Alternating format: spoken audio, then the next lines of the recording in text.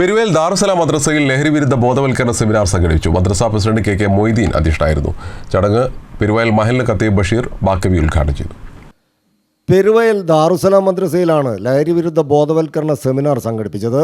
മദ്രസ president K Moideen അധ്യക്ഷത വഹിച്ച ചടങ്ങ് പെരുവയൽ മഹല്ല് ഖത്തീബ് ബഷീർ ബാക്കവി ഉദ്ഘാടനം ചെയ്തു.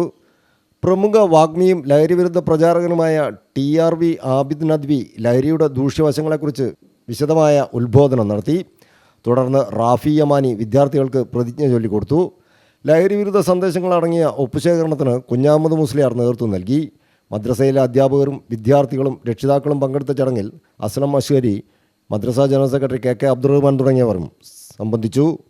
ലഹരി വിരുദ്ധ പ്രവർത്തനങ്ങൾക്ക് വേണ്ടി നമ്മുടെ മഹല്ലും നമ്മുടെ വിദ്യാർത്ഥികളും രക്ഷിതാക്കളും എല്ലാവരും അതിനെതിരെ നീങ്ങിക്കൊണ്ടിരിക്കുകയാണ്.